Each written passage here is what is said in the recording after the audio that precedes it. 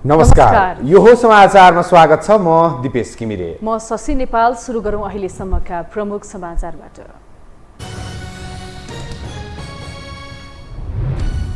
Seat बाँडफाँड गर्न बसेको गठबन्धनको बैठक निष्कर्षविहीन। एउटै घोषणापत्रमा चुनाव लड्न प्रचण्ड र माधव सहमत। पार्टी एकताका लागि संयोजन समिति समेत बनाइने।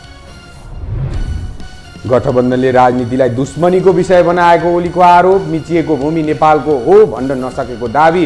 मन परी ल्याइएका विधेयक च्यातेर फाल्ने चेतावनी।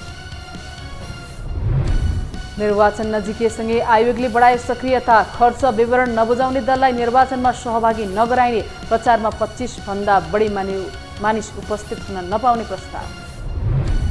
पार्किङको समस्या समाधान गर्न काठमाडौँ महानगरले बढायो सक्रियता। अन्डरग्राउन्ड पार्किङ अरू प्रयोजनमा लगाउन नपाइने वर्षौंदेखिको समस्या समाधान हुने अपेक्षा। र अमेरिका र दक्षिण कोरिया संयुक्त सैन्य अभ्यासमा जुटे। उत्तर कोरियालाई थप चिडिने अनुमान। दक्षिण कोरियालाई सुरक्षा दिन करिब 28,500 सैनिक तैनात।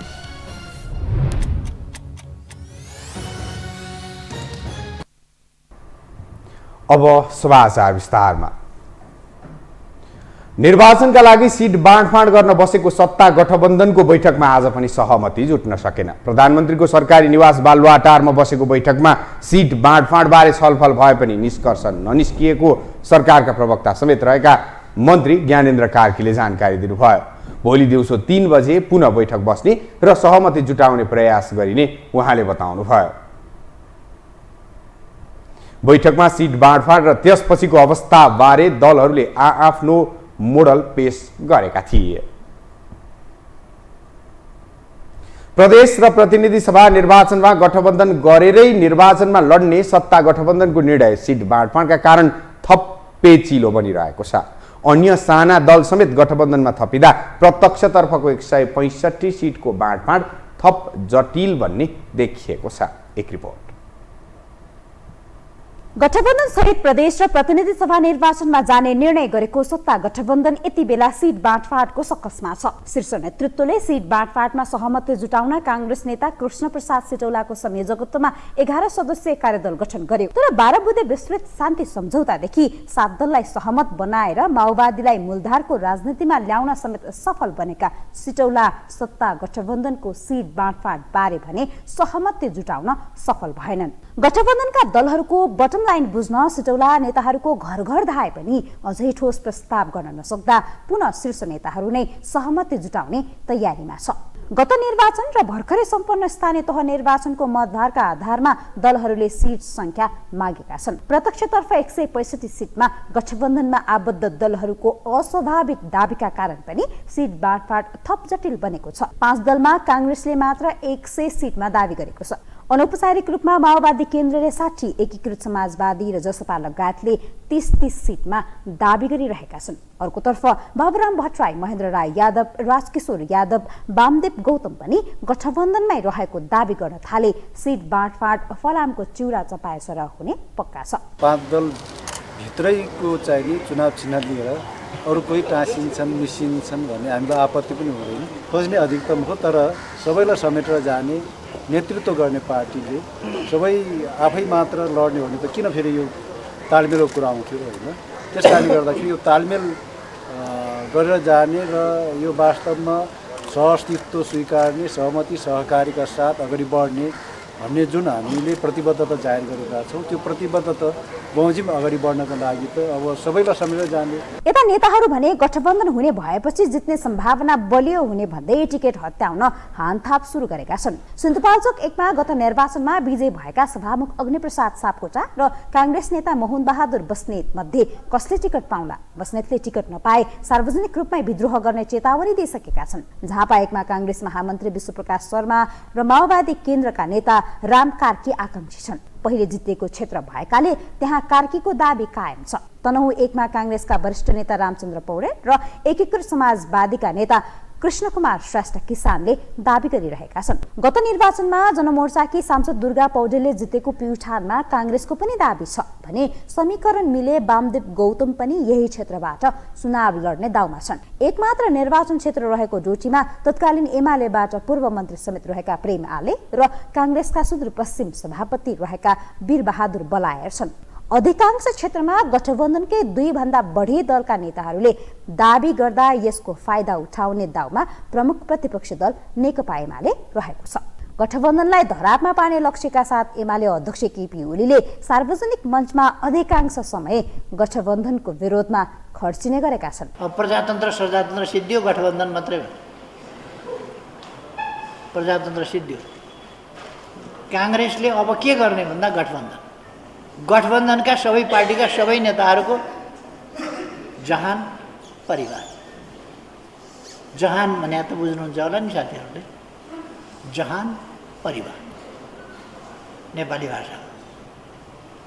जहान परिवार यी सबै नेताहरूको त्यति छ। नेकपा एमाले तिनीहरूभन्दा पृथक छ। 2074 सालको निर्वाचनमा जसले जित हासिल गरेको हो आगामी निर्वाचनमा पनि उसैका उम्मेदवार उठाउने मोटामोटी सहमति अनुसार केही स्थानमा समझदारी जुटे पनि समग्रमा सिट बाँडफाँड टुङ्ग्याउन सत्तारूढ दलहरूलाई सकस परिरहेको छ। निर्वाचन नजिकैसँगै गठबन्धनमा देखिएको भागबण्डाको विवादले प्रतिपक्षी दललाई फाइदा पुग्ला त? यो हो टेलिभिजनका लागि निम्लेकी शेर्पा, काठमाडौँ। नेकपा माओवादी केन्द्र र नेकपा एकीकृत समाजवादी एउटै चुनावी घोषणा पत्र लिएर निर्वाचनमा जान सहमत भएका छन्। 2 पार्टीबीच एकताका लागि संयोजन समिति बनाउने पनि सहमति जुटेको छ। आज 2 पार्टीका शीर्ष नेताहरूबीचको बैठकमा आउँदो चुनावी रणनीति, सिट बाँडफाँड, काङ्ग्रेससँगको तालमेल, अरू दलसँगको गठबन्धन लगायत विषयमा पनि कुराकानी भएको छ। भेटमा माओवादी केन्द्रका अध्यक्ष पुष्पकमल दाहाल प्रचण्ड, वरिष्ठ उपाध्यक्ष नारायण काजी श्रेष्ठ र एकीकृत समाजवादीका अध्यक्ष माधव कुमार नेपाल, महासचिव बेदुराम भूषाल लगायत सहभागी थिए। नेकपा माओवादी केन्द्रका अध्यक्ष पुष्पकमल दाहाल प्रचण्डले पार्टीमा राम्रो काम गर्नेलाई प्रोत्साहन र नराम्रो काम गर्नेलाई दण्डित गर्नुपर्ने बताउनु भएको छ। गत स्थानीय निर्वाचनमा पार्टीमाथि अन्तर्घात गर्ने नेताहरूको छानबिन गर्न गठित टङ्क राई नेतृत्वको समितिको प्रतिवेदन बुझ्दै अध्यक्ष प्रचण्डले यस्तो बताउनु भएको हो। उहाँले पार्टीलाई अनुशासनमा चलाउनका लागि समिति गठन गरेर अन्तर्घातको छानबिन गरिएको बताउनुभयो। उहाँले राम्रो काम गर्नेलाई प्रोत्साहित गर्ने र नराम्रो काम गर्नेलाई दण्डित नगर्ने हो भने कम्युनिस्ट पार्टी जस्तो नरहने बताउनुभयो। विधिसङ्गत तरिकाले र अनुशासनमा राखेर चलाउने विषयसँग बढी सम्बन्धित छ। त्यसकारण राम्रो गर्नेलाई प्रोत्साहित गर्ने र नराम्रो गर्ने, अनुशासन तोड्ने र अराजकतातिर जानेहरूलाई दण्डित गर्ने यो प्रक्रिया अगाडि नबढाउने हो भने कम्युनिस्ट पार्टी जस्तो रहँदैन। त्यसकारण हाम्रो उद्देश्य चाहिँ पार्टी निर्माण प्रक्रियालाई व्यवस्थित पार्नेसँग सम्बन्धित छ। यो छानबिन नगरिकन चाहिँ दोषीलाई कारबाही गर्ने प्रक्रिया अगाडि नबढाइकन पार्टी निर्माण, कम्युनिस्ट आन्दोलनको पुनर्गठन र हामीले जे सपना देखेका छौँ समाजवादतिरको यात्रा सम्भव छैन। उहाँले छानबिन समितिले विभिन्न नेता कार्यकर्तालाई निलम्बन, निष्कासन र चेतावनी दिनुपर्ने निष्कर्ष निकालेको भन्दै प्रतिवेदनको सम्बन्धमा पार्टीको पदाधिकारी र स्थायी कमिटी बैठकमा छलफल गरेर आवश्यक कारबाही गरिने बताउनु भयो। अब बाँकी समाचार। प्रमुख प्रतिपक्षी दल नेकपा एमालेका अध्यक्ष केपी शर्मा ओलीले लिपुलेक, लिम्पिया, धुरा र कालापानी नेपाल हो भनेर भन्न सत्तारूढ दलका नेताहरू डराएको आरोप लगाउनु भएको छ। अध्यक्ष ओलीले प्रधानमन्त्री शेरबहादुर देउवा, माओवादी केन्द्रका अध्यक्ष पुष्पकमल दाहाल र एकीकृत समाजवादीका अध्यक्ष माधव कुमार नेपालको नामै लिएर सो भूमि नेपालीको हो भनेर सुइक्क बोल्न नसकेको बताउनुभयो। उहाँले एमालेले भने सो जमिन समावेश गरेर नेपालको नक्सा जारी गर्ने काम गरेको स्पष्ट पार्नुभयो। बोल्नुहुन्न, महान क्रान्तिकारी अनेक तमासा गर्ने प्रचण्डजी लिम्पिया, धुरा, लिपुलेक, कालापानी कसको हो बोल्नुहोस्। अस्ति जाँदा किन चुइक्क बोल्नु भएन इन्डियामा? चुइक्क बोल्नु भएन, बोल्नुहोस्। माधव नेपाल भन्ने अर्को हुनुहुन्छ फेरि, उहाँ बोल्नुहोस्। कसको डेम्बियादुरा लिम्बूले काला बनायो? शेरबहादुरजी जानुभयो, प्रचण्डजी जानुभयो, आफूलाई नबोलाएकोमा बडो दुखित भएर बस्नुहोस्। आजकल शेरबहादुरलाई पनि बोलाए, प्रचण्डलाई पनि बोलाए, मलाई बोलाएनन् भनेर एकदम छटपट भएर बस्नुहोस्। अध्यक्ष ओलीले सत्तारूढ गठबन्धनले राजनीतिलाई दुश्मनीको विषय बनाएको भन्दै आपत्ति जनाउनु भयो। बहुमतका बलमा सरकारले मनपरी विधेयक ल्याएको भन्दै त्यसलाई च्यातेर फाल्ने उहाँको चेतावनी थियो।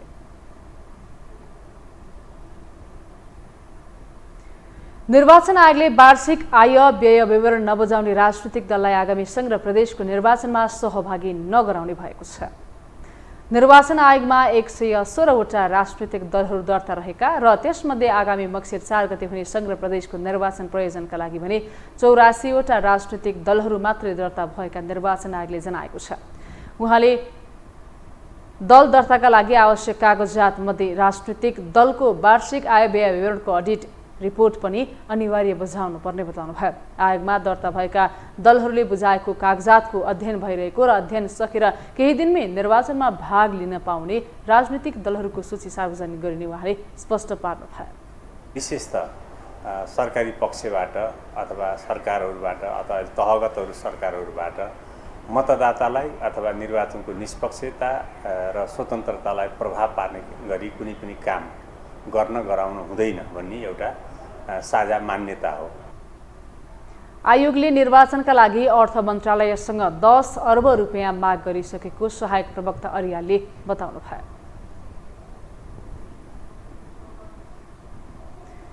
संसदीय निर्वाचनको मिति नजिकिँदै जाँदा चुनावी तयारीले तीव्रता पाइरहेको छ। निर्वाचनलाई अनुशासित र नियम संगत बनाउने विषयमा सोमबार निर्वाचन आयोग र राजनीतिक दलहरू बीच छलफल भएको छ। के विषयले प्राथमिकता पायो त यो छलफलमा? एक रिपोर्ट। स्वच्छ, निष्पक्ष र भयरहित वातावरणमा निर्वाचन सम्पन्न गर्नु निर्वाचन आयोगको पहिलो जिम्मेवारी हो। चुनावमा भाग लिने दल वा अरूले गर्ने निर्वाचन गतिविधिदेखि अनावश्यक खर्च र भड्किलो निर्वाचन गतिविधि रोक्ने आधार नै कानून र निर्वाचन आचार संहिता हो। निर्वाचन आचार संहिताको प्रभावकारी कार्यान्वयन चुनावको अनिवार्य पूर्व शर्त हो। आगामी मङ्सिर 4 गते एकै चरणमा हुने प्रदेशसभा र प्रतिनिधि सभा निर्वाचनको आचार संहिता कस्तो बनाउने भन्ने सवालमा सोमबार निर्वाचन आयोग र दलहरूबीच छलफल भएको छ। आयोगले निर्वाचन आचार संहिताबारे राजनीतिक दलहरूको सुझाव लिएको छ।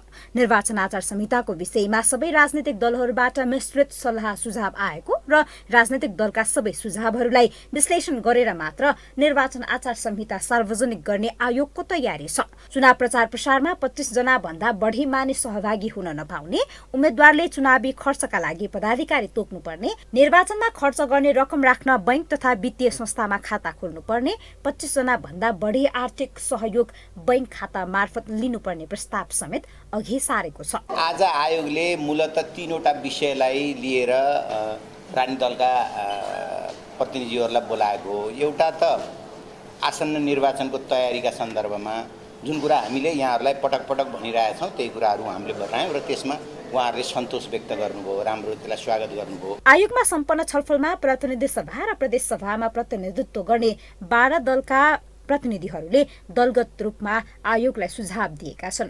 प्रमुख प्रतिपक्षी नेकपा एमाले आयोगलाई 37 बुँदे दफावार संशोधन सुझाव दिएको छ। एमाले उम्मेद्वारको मनोनयन पत्र पेश गर्न जाँदा वा प्रचार प्रसारका लागि 25 जना भन्दा बढीको जुलुस लान नपाइने लगायतको व्यवस्था हटाउनु पर्ने माग सहित निर्वाचनको मौन अवधिमा 48 घण्टा घटाई 24 घण्टा बनाउनु पर्ने मत राखेका छन्। अन्य राजनीतिक दलहरूले पनि अपनत्व लिने मात्र नभई दलहरूले दिएको सुझाव आयोगले पनि स्वीकार गर्ने अवस्था बन्ने अपेक्षा दलहरूको छ। 48 घण्टाको मौनताको समयलाई चाहिँ अलिकति छोट्याउँ र त्यसलाई 24 घण्टा मात्रै गरौँ भन्ने जस्ता खालका कुराहरू होइन, खर्चका सीमाहरू तोकौँ भन्ने जस्ता खालका कुराहरू होइन, प्रचारको चाहिँ समय अवधि बिहानदेखि बेलुकासम्मकोलाई सेक्युरिटीसँग पनि जोडेर कसरी गर्ने भन्ने जस्ता खालका कुराहरू जो हामीले दिएको सुझावहरूलाई समेत पनि नि निर्वाचन आयोगले ल्याएको जुन मस्यौदामा त्यसको अङ्ग बनाएर त्यसलाई समृद्ध बनाउने कुरा गर्नुभएको छ भनेपछि त अब बल हामीतिर भयो। अब निर्वाचन आयोगले प्रस्ताव गरेका आचार संहितामा दलहरूले दिएको सुझाव समेटेर उत्कृष्ट आचार संहिता तयार गरेर निर्वाचनलाई सौहार्दपूर्ण रूपमा सम्पन्न गर्नु आयोगको कर्तव्य हो। साथै आचार संहिताको इमानदारपूर्वक कार्यान्वयन गर्नु दलहरूको दायित्व हो। विगतमा देखाउने दाँतमा मात्र सीमित भएको आचार संहितालाई कडाइका साथ कार्यान्वयन गराउन सके मात्र निर्वाचन निष्पक्ष हुन सक्ने विषयमा आयोग सतर्क रहन जरुरी छ। यो हो टेलिभिजनका लागि क्यामेरामा डीबी मगरका साथमा निम्लिकी शेर्पा, काठमाडौँ।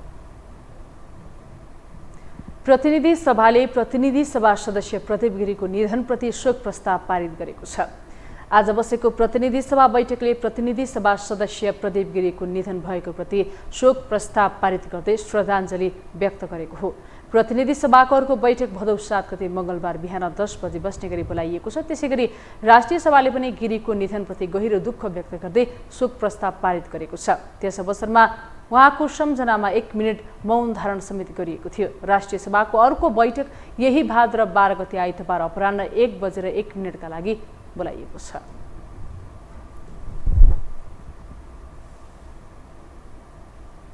हामीसँग समाचार बाँकी नै छन्, अहिलेलाई विश्राम।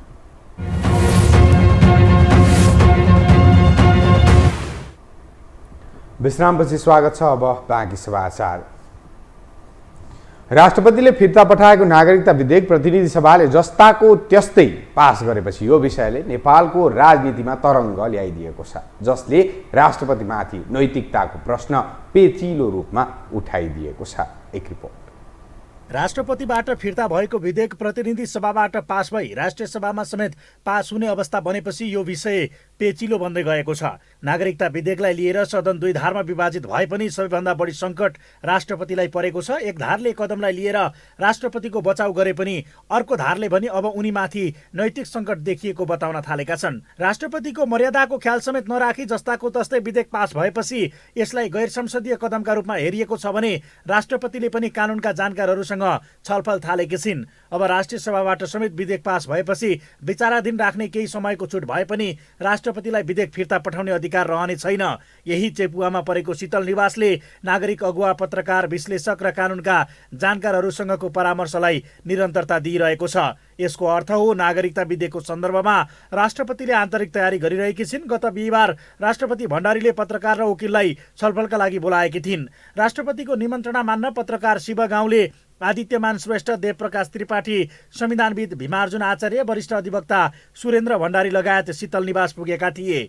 छलफलका क्रममा राष्ट्रपतिले राजनीतिक किचलोमा मुछिनु पर्दा कहिलेकाहीँ राजीनामा दिएर हिँडौ जस्तो लाग्ने गरेको बताएको खबरहरू समेत बाहिरिएका थिए। सहभागीहरूले संसदले राष्ट्रपतिको पहिचान र मर्यादा समेत याद नगरेको विषयमा सचेत गराएका थिए। त्यस्तै राष्ट्रपतिले यही भदौ 8 गते नेपाली सेनाका उच्च अधिकारीहरूलाई भोजमा सहभागी हुन भन्दै निमन्त्रणा पठाएको र त्यस क्रममा नागरिकता विधेयकबारे नेपाली सेनाका उच्च अधिकारीहरूको धारणा सुन्ने तयारी गरेको बताइएको छ। यसले अनावश्यक रूपमा राष्ट्रपतिलाई राजनीतिमा मुछेको र उनको राजीनामा दिने अवस्था आए उत्पन्न अस्थिर परिस्थितिको दोष समेत सत्ताघटक दललाई लाग्ने देखिएको छ। त्यो उक्साहट मात्रै हो कि कानुनी सल्लाह दिने हो भने त संविधानमा प्रश्नै भनेको छ नि, एकचोटि चाहिँ नि फिर्ता पठाउने, फर्केर आएपछि प्रमाणीकरण गर्ने। अब त राजीनामा दिनुपर्छ भन्ने सुझाव भनेको त तपाईँ उहाँको इगोलाई चोट पुर्याएर उहाँलाई उक्साउने काम हो। त्यो कानुनविदको सल्लाह हुनै सक्दैन। त्यो वर्तमान सिस्टमबाट चाहिँ नि चित्त नबुझेर अलिकति उत्पात मचाउने खालको र असहज स्थिति निर्माण गर्ने खालको सल्लाह हो। यो सल्लाह राम्रो सल्लाह मानिँदैन र मलाई लाग्छ राष्ट्रपतिजीले यस्ता सल्लाहहरूलाई वास्ता गर्नुहुन्न। उहाँले थाहा छ, उहाँको अरू पनि जानकारहरू छन्, उहाँले चाहिँ नि संविधान बमोजिमकै एक्ट गर्नुहुन्छ, उहाँले इगो रूपमा लिनुहुन्न। राष्ट्रपतिका यी पछिल्ला गतिविधिले उनी विधेयकका विषयमा गम्भीर रहेको प्रश्न भएको छ। यसैलाई मुद्दा बनाएर राजीनामा गरे प्रतिपक्षीलाई चुनावी एजेन्डा पनि मिल्ने र कद पनि उच्च हुने सुझाव समेत एक थरीको छ। यसको अर्थ राष्ट्रपतिको कार्यकालको अन्त्यतिर लिइने कदम उनकै राजनीतिक भविष्यलाई उज्जवल बनाउने अस्त्रका रूपमा प्रयोग गर्ने सम्भावना पनि बढेर गएको छ। तर राष्ट्रपतिले कि स्वीकार्ने कि विमति भयो भने आफू पदबाट अलग बन्ने दुई विकल्पमा कुन रोज्छिन् यसै भन्न सकिने अवस्था छैन। तर आफू स्वाभिमान राष्ट्रपति मात्र भएको भएकोले संविधान प्रदत्त अधिकार प्रयोग गर्न सक्ने हदसम्म गरेको भन्ने सुविधा उनीसँग छ।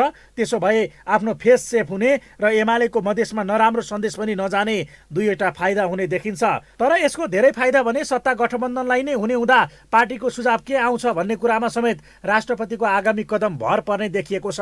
यद्यपि सत्तारूढ दल नेपाली काङ्ग्रेसका नेताहरूले भने यसलाई नैतिकताको विषय भन्न नमिल्ने बताउँदै आएका छन्।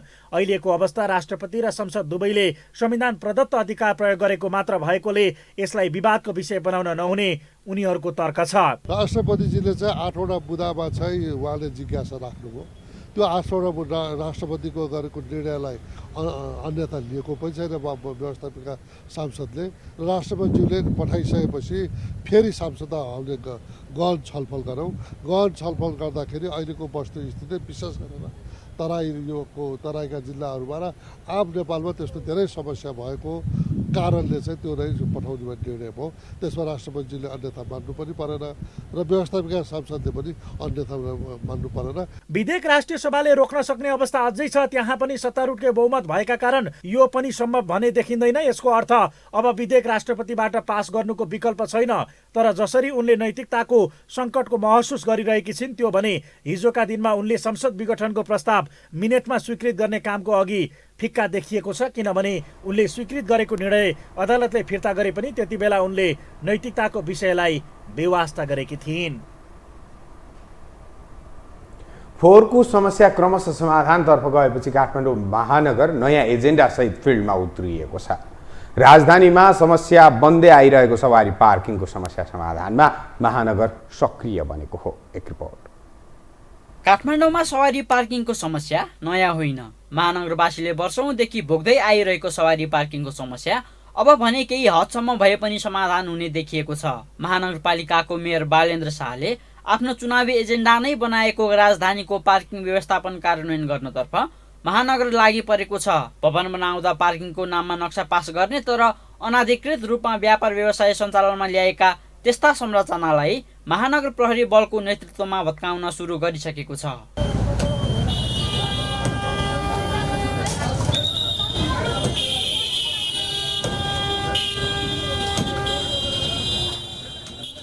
पार्किङ स्थलमा अनाधिकृत व्यवसाय गर्दा सडकमै पार्किङ गर्नुपर्ने बाध्यता महानगरवासीको छ, जसले गर्दा ट्राफिक व्यवस्थापनमा पनि समस्या पर्दै आइरहेको छ। कोरोनाले थलिएका व्यापारीहरूले कम्तीमा दशैँसम्म व्यापार गर्न दिन मेयर सामु हार गुहार गरे पनि आफ्नो अडानमा अडिग रहेका मेयरले भने कानुनको हवाला दिँदै छुट दिन नसकिने बताएका छन्। दसैँ तिहार भनेको फुटपाथमा व्यापार थियो, उहाँहरूको पनि दसैँ तिहार हुन्छ, सबैको हुन्छ नि त, नियम त सबैलाई बनाउनु पऱ्यो नि त। कसैलाई चाहिँ चाँडो गरिदिने, कसैलाई अनि यहाँ 35 दिन दिएको चाहिँ तपाईँहरूको हटाएर ऱ्यामस्याम बनाउनलाई समय होस् भनेर घरबेटीहरूलाई दिए हो। यो यहाँ मात्रै होइन, यहाँ त्यो तपाईँको हस्पिटलदेखि लिएर अरू राजधानी विभागदेखि लिएर जिल्ला अदालतदेखि लिएर सबैलाई लागु हुने नियम एउटै हो। यो चाहिँ सिस्टममा गइसकेको चिज हो क्या। अनि त्यो भित्र तपाईँहरूले आग्रह गर्दाखेरि तपाईँहरूलाई सल्लाह दिने, सुझाव दिने, घरबेटीलाई नि घाटा छैन। यो जिकिसकेपछि उहाँहरूलाई आउने भाडा त पार्किङबाट नि उठाउनुहुन्छ नि त। भाडा त पार्किङ त गर्न पायो नि त। पार्किङको लागि व्यापारीलाई भन्दा नि घरबेटी मार्न पर्यो। तपाईँहरूले पनि त अर्को ठाउँ त लिन पाउनु भयो नि त, सटर भाडामै लिने हो। महानगर क्षेत्रभित्र 202वटा पार्किङ स्थल दर्ता भएका छन्, जसमा 6, 7, 8, 9, 10, 31 र 32 गरी 7 वडामा 44वटा अन्डरग्राउन्ड पार्किङ रहेका छन्। नयाँ बानेश्वर क्षेत्रभित्र मात्रै 71वटा पार्किङ छ। 2वटा अनग्राउन्ड र 69वटा अन्डरग्राउन्ड पार्किङ रहेको उक्त क्षेत्रभित्र 1500 भन्दा बढी सवारी साधन पार्किङ गर्ने क्षमता छ। अन्डरग्राउन्ड पार्किङलाई स्वीकृति दिएर नक्सा पास गराउँदा महानगरले घर धनीलाई छुट दिने गर्छ, जहाँ व्यापार व्यवसाय गरिरहेकाले न बहाल कर तिर्छन् न स्थानको उचित प्रयोग नै गरेका हुन्छन्। यसरी डबल सुविधा लिएका उनीहरूले कर पनि डबल नै छलिरहेका छन्। जुन चाहिँ प्रयोजन विपरीत उहाँले काम गरिरहनु भएको थियो, त्यो प्रयोजन विपरीतलाई चाहिँ जुन प्रयोजन हो त्यही प्रयोजन भन्नाले पार्किङ बेसमेन्ट पार्किङको लागि उहाँहरूले चाहिँ यो स्वीकृति पाउनु भएको बेसमेन्ट पार्किङकै लागि चाहिँ हामीले चाहिँ यसलाई प्रयोग गर्दैछौँ।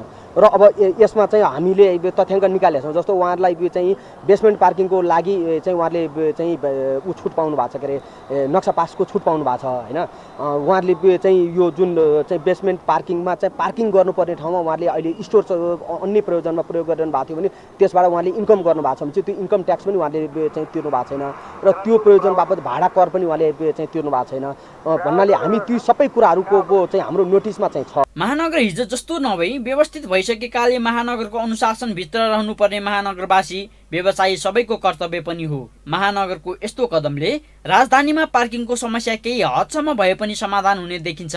पार्किङकै कारण समस्या भोग्ने महानगरवासीको नियतिमा अब राहत मिल्ने अपेक्षा गर्न सकिन्छ। यो टेलिभिजनका लागि क्यामेरामा शिरा श्रेष्ठका साथ कुलचन्द्र विष्टको सहयोगमा निरज कोइरालाको रिपोर्ट। संस्कृति पर्यटन तथा नागरिक उड्डयन मन्त्री जीवनराम श्रेष्ठले सरकारले धार्मिक पर्यटकलाई भित्री आउने वातावरण निर्माण गर्नुपर्ने बताउनु भएको छ। आज पशुपति संग्रहालय महास्नान घरको उद्घाटन गर्दै मन्त्री श्रेष्ठले सरकारले विश्वका हिन्दू धर्मावलम्बीहरूलाई पशुपतिनाथको दर्शनका लागि नेपाल भित्री आउने वातावरण निर्माण गर्नुपर्ने बताउनु भएको हो। उहाँले पशुपतिनाथ विश्वका हिन्दू धर्मावलम्बीहरूको आस्थाको केन्द्र रहेकाले विश्वका हिन्दू धर्मावलम्बीहरू एक पटक पशुपति आउनुपर्ने मान्यता समेत रहेको बताउनु भयो। मन्त्री श्रेष्ठले पशुपति परिसर आफैमा सभ्यताको पहिचान बोकेको स्थान रहेको पनि बताउनु भयो। एउटा चाहिँ नि आस्थाको केन्द्र हो यो पशुपति परिसर, एउटा आफैमा एउटा चाहिँ नि सभ्यताको एउटा चाहिँ नि पहिचान बोकेको एउटा ठाउँ पनि हो। त्यसो भएको हुनाले यहाँका हरेक चाहिँ नि ठाउँहरू त्यत्तिकै महत्त्वपूर्ण छन् र यहाँ विश्वका हिन्दूहरू एकपल्ट आउनु पर्छ भन्ने मान्यता चाहिँ नि बोकेको छ र त्यो खालको एउटा वातावरण हामीले तयार गर्नुपर्ने आवश्यकता पनि छ। त्यसैले यो परिसरको एउटा चाहिँ नि व्यवस्थापनका कुराहरू, सरसफाइका कुराहरू, यहाँका चाहिँ नि धार्मिक रूपले आउने एउटा चाहिँ नि धर्मावलम्बीहरूलाई एउटा मैत्रीपूर्ण वातावरण बनाउने कुराहरूमा हाम्रो पशुपति विकास क्षेत्रले ध्यान दिनुपर्छ र यसको चाहिँ नि मर्मत सम्हार गर्ने कुराहरूदेखि लिएर यसका संरक्षण गर्ने कुराहरूमा पनि ध्यान दिनुपर्ने आवश्यकता छ। मन्त्री श्रेष्ठले मन्त्रालयले पर्यटन पुनरुत्थानका लागि 73 बुँदे कार्यक्रम घोषणा गर्दा सांस्कृतिक सम्पदाको संरक्षण गर्ने तथा मूर्त र अमूर्त सम्पदाहरूको संरक्षणमा महत्त्व दिने बताउनुभयो। अब बाँकी समाचार। काठमाडौँ महानगरपालिकाले अब 2 दिनभित्रै उपत्यकामा थुप्रिएको फोहोर उठिसक्ने जनाएको छ। उपत्यकाको फोहोर ढुवानीमा निजी क्षेत्रका 30 भन्दा बढी ट्रक र ट्रिपर प्रयोग भइरहेका छन्। यस्तै महानगरसँग बन्चरे डाँडामा फोहोर ढुवानी गर्ने 13 कन्टेनर छन्। महानगरसँग फोहोर फाल्ने पर्याप्त कन्टेनर नभएकाले निजी क्षेत्रबाट ट्रक तथा टिपरको सहयोगमा फोहोर व्यवस्थापनमा सहज भएको महानगरका प्रवक्ता नवीन मानन्धरले बताउनुभयो। पछिल्लो 3 दिन यता स्थानीयले अवरोध गरेका छैनन्। उनीहरूले आफ्ना माग पूरा गर्न 5 दिन अघि 1 साताको समय दिएका थिए। यद्यपि महानगरले 7 दिनमा माग पूरा नगरे फोहोर व्यवस्थापनमा पुनः अवरोध गर्ने स्थानीयले बताएका छन्। जनकपुर जयनगर रेल सञ्चालनमा आएसँगै नेपालबाट भारत जान र आउनका लागि रेल मार्ग सहज बनेको छ। नेपालमा तीर्थयात्रा गर्ने भारतीय यात्रुहरू पनि उत्साहित देखिन्छन्। एक रिपोर्ट। जनकपुर जयनगर रेल सञ्चालनमा आएसँगै नेपालमा तीर्थयात्रा गर्ने भारतीय यात्रुलाई सहज भएको छ। नेपालको कुर्तादेखि भारतको जयनगरसम्म रेल नियमित सञ्चालन हुन थालेपछि नेपालमा धार्मिक पर्यटकका साथै अन्य पर्यटकहरूलाई पनि आवाज जावातका लागि सहज बनेको हो। विक्रमसम्म 2078 चैत 19 गते प्रधानमन्त्री शेरबहादुर देउवा र भारतीय प्रधानमन्त्री नरेन्द्र मोदीले भर्चुअल रूपमा सीमापार रेल सेवाको शुभारम्भ गरेका थिए। गत चैतबाट रेल सेवा पुनः सञ्चालनमा आएसँगै पशुपतिनाथको दर्शन गर्न आउने भारतीय पर्यटकहरूलाई सहज बनेको छ। साथै नेपालबाट भारत जाने र आउनेका लागि पनि रेल मार्ग सहज बनेको यात्रुहरूको भनाइ छ। अच्छा लगा जानकी मंदिर घूमे, राम मंदिर घूमे और खाना पीना ठीक था। ट्रेन का सुविधा अच्छा है, सरकार को किया है। नेपाल रेल सेवा होने से हम लोग को बहुत सुविधा हुई है। ये 2 बार हुई है, 2 बार ही चलती है, उसको थोड़ा 2-4 बार और करना चाहिए। इससे और टाइम बचत होता है, पैसा का भी बचत हो रहा है। रेल सञ्चालनमा आएसँगै भारत र नेपाल बीच जनकपुर हुँदै भारत जाने र आउनेहरूका लागि यातायातको सेवा व्यवस्थित बनेको उनीहरू बताउँछन्। रेल चल्दा समयमा साथसाथै पैसाको पनि बचत भएको यात्रुहरूको भनाइ छ। जनकपुर से काठमांडू गए थे पशुपतिनाथ बाबा के दर्शन करने। घूमने आए हुए थे जनकपुर और जनकपुर से हम काठमांडू गए हैं घूमने के लिए, हमको बहुत ही अच्छा लगा घूमने में। रेल सेवा सञ्चालनमा आइसके यात्रुहरूको चाप बढिरहेको छ। भारतबाट नेपाल भ्रमणमा आउने यात्रु लगभग 45% रेल मार्गबाट आउन थालेका छन्। तर सीमित समयमा मात्र रेल सञ्चालन हुँदा यात्रुको व्यवस्थापनमा समस्या देखिएको छ।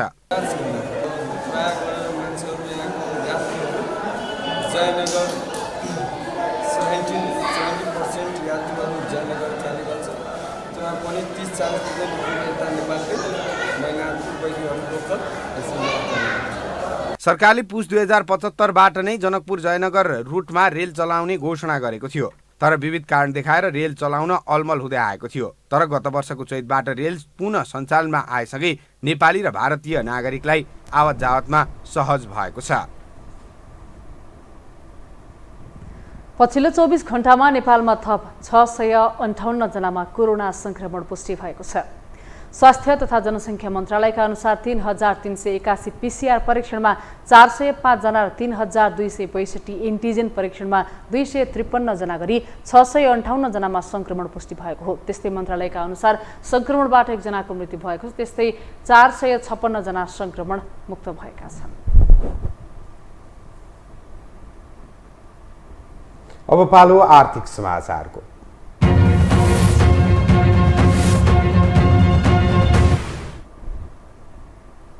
साताको दोस्रो कारोबारको दिन आज पनि नेपाली शेयर बजारमा सामान्य गिरावट आएको छ। आज नेप्से परिसूचक 7.24 अङ्कले गिरावट आउँदा 2053.30 अङ्कमा बन्द भएको हो। नेप्सेमा सामान्य गिरावट हुँदा आज कारोबार रकम पनि घटेको छ। नेप्सेमा आज 52,30,763 किता शेयर किनबेच हुँदा 1,72,62,87,87,000 को कारोबार भएको छ। यसैबीच नेपाल धितोपत्र बोर्डले सार्वजनिक निष्कासनमा आएका धितोपत्र खरिदका लागि आवेदन दिँदा लाग्ने सी आश्वास शुल्क घटाउने निर्णय गरेको छ। सञ्चालक समितिको बैठकले अब सी आश्वास सदस्यहरूले प्रति आवेदन बढीमा 5 रुपियाँसम्म लिन पाउने गरी व्यवस्था गर्ने निर्णय गरेको हो। हामीसँग अन्तर्राष्ट्रिय र खेल समाचार बाँकी नै छन्। अहिलेलाई विश्राम।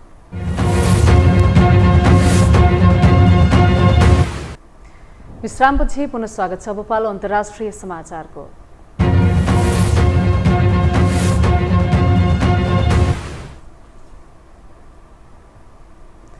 अमेरिका र दक्षिण कोरियाले संयुक्त सैन्य अभ्यास सुरुवात गरेका छन्। दुई देशबीचको संयुक्त सैन्य अभ्यासले आणविक हतियार बढाइरहेको उत्तर कोरियालाई थप चिढाउने अनुमान गरिएको छ। आणविक हतियारसहित दक्षिण कोरियालाई सुरक्षा दिन करिब 28,500 सैनिक तैनात गरिएको छ। यी दुई देशले लामो समयदेखि संयुक्त सैन्य अभ्यास गर्दै आएका छन् भने जसलाई विशुद्ध रूपमा रक्षात्मक भएको विश्लेषण गरिएको छ।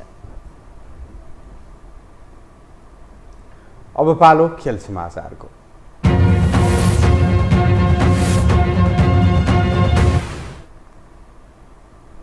पाँच T20 र 3 एकदिवसीय सिरिजका लागि केन्या भ्रमण गर्न लागेको नेपाली टोलीलाई आज नेपाल क्रिकेट सङ्घ क्यानले बिदाई गरेको छ। हालै राष्ट्रिय टिमको प्रशिक्षण सम्हालेका मनोज प्रभाकरका लागि यो भ्रमणले विशेष अर्थ राख्नेछ। एक रिपोर्ट। नेपाली खेलकुदको सर्वाधिक सफल खेल क्रिकेट पछिल्लो समय खस्कदो क्रममा छ। त्यही खस्कदो क्रिकेटलाई माथि उकास्ने आशाका साथ नेपाली क्रिकेट टोली सोमबार अपराह्न 4 बजे केन्या भ्रमणमा निस्किएको छ। पहिलो पटक नेपाली टोली सम्हालिरहेका प्रशिक्षक मनोज प्रभाकरका लागि पनि यो भ्रमण विशेष रहनेछ। असामान्य समयमा टोली सम्हालेका उनलाई चुनौतीका साथै आफूलाई प्रमाणित गर्ने राम्रो अवसर पनि रहेको छ। खेलाडीहरू सक्षम र टोलीको तयारी पनि राम्रो भएकाले नतिजा आफ्नो पक्षमा हुने प्रशिक्षकको विश्वास छ। It depends on the players how quickly they correct themselves. So I'm trying and they are learning and the learning process is very quick. So I hope you will see the difference on Kenya tour and hopefully they will perform well. क्षमतावान युवा र 5 महिनापछि राष्ट्रिय टोलीमा फर्किएका अनुभवी खेलाडी ज्ञानेन्द्र मल्लको उपस्थितिले टोली सन्तुलित बनेको छ। यसअघिको खेलहरू अनुभवका कारण गुमाएको आरोप लाग्दै आएको टोलीमा पूर्व कप्तानको पुनरागमनले पनि टोलीमा उत्साह भरेको छ। प्रशिक्षक प्रभाकरको प्रशिक्षणमा नयाँ कुरा सिक्न पाइएकाले आफूहरूको प्रदर्शन उच्च हुने कप्तानको प्रतिक्रिया छ। नयाँ स्टार्टअप हैन। अब टिम चाहिँ अब फेरि एउटा ऊर्जाको साथमा अगाडि बढ्न खोजिरहेको छ। Very short time we had हामी प्र्याक्टिसको लागि लाइक सरले अघि नै भने जस्तो 2-3 मात्रै ओपनमा हामीले गर्न पायौँ, तर पनि द्याट इन्थुजियास्ट जुन सबैजनामा छ हामीले हेर्न सक्छौँ। सबै प्लेयरहरू त्यति नै उत्साहित हुनुहुन्छ र इगर टु लर्न, अनि नयाँ भेरिएसन्सहरू नयाँ आफूभित्र चाहिँ जति पनि छ केही नयाँ हामीले ट्राई गरेको पनि छौँ र डेफिनेटली यो सिरिजमा हामीले एकदम राम्रो अपेक्षा गरेको अनुसार नै रिजल्ट पनि लिएर आउनेछौँ र आई गेस सबैजनाले उत्तिकै प्रिपरेसन गरिराख्नु भएको पनि छ। 5 खेलको 2020 सिरिज भदौ 9 गतेबाट 14 गतेसम्म हुनेछ। 3 खेलको 1 दिवसीय सिरिज भने भदौ 17बाट 20 सम्म आयोजना हुने तालिका रहेको छ। दुवै सिरिज नैरवी स्थित जिमखाना मैदानमा हुनेछ। क्यानली लेग स्पिनर सन्दीप लामिछानेको कप्तानीमा 16 सदस्यीय टोली घोषणा गरेको हो, जसमा ज्ञानेन्द्र मल्लले पुनरागमन गरेका हुन् भने अन्डर 19 टोलीका विकेट किपर अर्जुन साउद पनि टोलीमा अटाएका छन्। राष्ट्रिय टोलीमा पछिल्लो पटक स्कटल्याण्ड भ्रमण गरेका विनोद भण्डारी, कुशल भुर्तेल र सुनिल धमला टोलीबाट बाहिरिएका छन्। केन्या भ्रमणपछि नेपाली टोलीले नामिबियामा आयोजना हुने विश्व क्रिकेट लिग डिभिजन 2 का लागि जानेछ। नेपाल, नामिबिया र स्कटल्याण्ड सम्मिलित प्रतियोगिताका लागि केन्या भ्रमण युवा टोली र नयाँ प्रशिक्षकका लागि अर्थपूर्ण तरिकाले हेरिएको छ।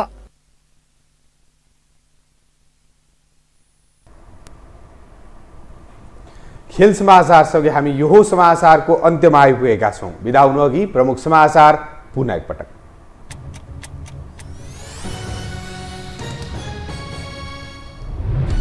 सिट बाँडफाँड गर्न बसेको गठबन्धनको बैठक निष्कर्षविहीन। एउटै घोषणापत्रमा चुनाव लड्न प्रचण्ड र माधव सहमत। पार्टी एकताका लागि संयोजन समिति समेत बनाइयो। गठबन्धनले राजनीतिलाई दुश्मनीको विषय बनाएको ओलीको आरोप। मिचिएको भूमि नेपालको हो भन्न नसकेको दाबी। मनपरी ल्याइएका विधेयक च्यातेर फाल्ने चेतावनी। निर्वाचन नजिकिएसँगै आयोगले बढायो सक्रियता। खर्च विवरण नबुझाउने दललाई निर्वाचनमा सहभागी नगराइने। प्रचारमा 25 भन्दा बढी मानिस उपस्थित हुन नपाउने प्रस्ताव।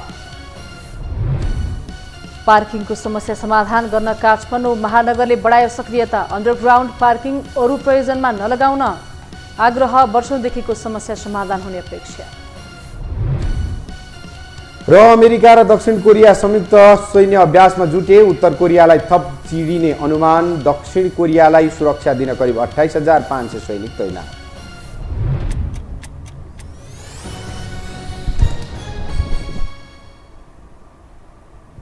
हवस् त यो समाचार सकियो। समाचार बुलेटिनका साथै यो टेलिभिजनका सम्पूर्ण कार्यक्रम यो टेलिभिजन.com, यो खबर.com, युट्युब र फेसबुकमा पनि पढ्न र हेर्न सक्नुहुनेछ। मोबाइलमा यो टिभी एप डाउनलोड गरी हामीलाई प्रत्यक्ष हेर्न सक्नुहुनेछ। तथ्यसहितको निष्पक्ष समाचार तथा मनोरञ्जनका लागि हेर्दै रहनुहोला यो टेलिभिजन। नमस्कार।